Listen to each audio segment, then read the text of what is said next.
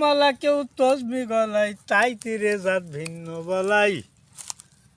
আর যাবা কি আর আসার বেলায়, জাতের চিহ্ন রইকারি।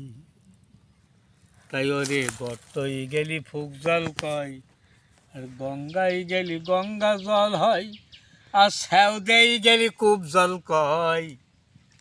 আর মূলেই সে যায় একটা জল, ও জল ভিন্ন নয়।